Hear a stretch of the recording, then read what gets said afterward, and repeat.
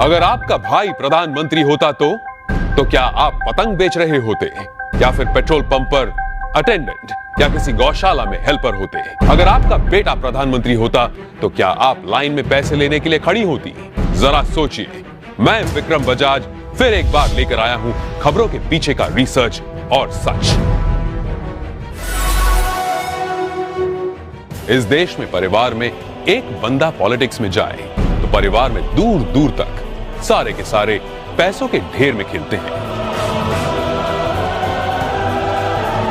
तभी आज हमारे पास हैं एक ऐसे नेता जो देश की सियासत की सबसे ऊंची कुर्सी पर बैठे हैं, लेकिन उनका परिवार कैसी आम जिंदगी जी रहा है। नरेंद्र मोदी के बड़े भाई सोमभाई मोदी खुद तो मानते हैं कि वो नरेंद्र मोदी के भाई हैं, पर उन्हें पता है कि प्रधानमंत्री के लिए सिर्फ 125 करोड़ देशवासियों में से एक है। छोटे भाई पंकज भाई गुजरात सरकार के माहिती विभाग में साधारण सी नौकरी करते हैं। दूसरे बड़े भाई अमृत भाई एक प्राइवेट कंपनी में फिटर के तौर पर रिटायर हुए हैं। आज भी उनके परिवार में से किसी ने एरोप्लेन अंदर से नहीं देखा।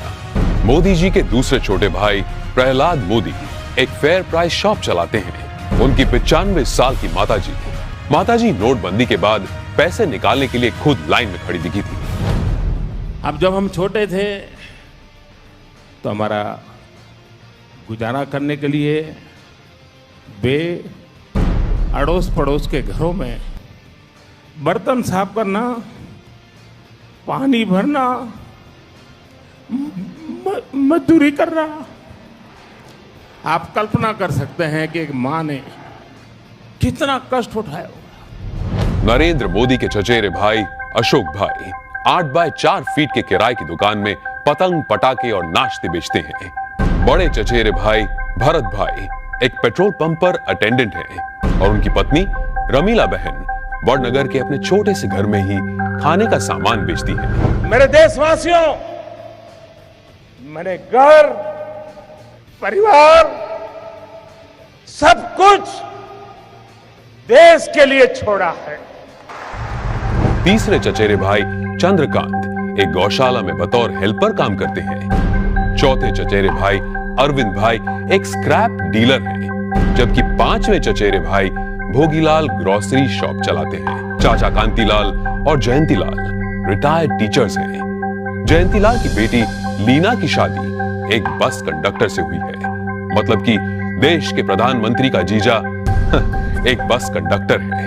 अरे हम तो फकीर आदमी हैं, झोला लेके चल पड़ेंगे जी। परिवार को मोदी जी पर बड़ा गर्व महसूस होता है, लेकिन उन्होंने इस बात का कभी गलत इस्तेमाल नहीं किया। अब जरा सोचिए, दूसरी तरफ है यूपी के मुलायम सिंह यादव और अखिलेश यादव परिवार, जो सत्ता की खींचतान में अपने स्टेट, अपने लोग, अपनी जिम्मेदारियां और अपना होश तक भूल चुके हैं।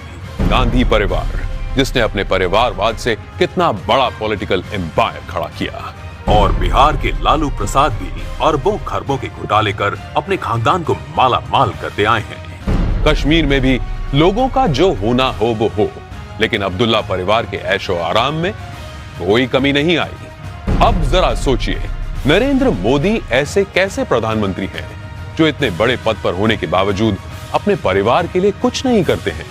क्यों? जवाब साफ है, ये 25-50 लोग नहीं बल्कि 125 करोड़ भारतीय ही उनका परिवार है।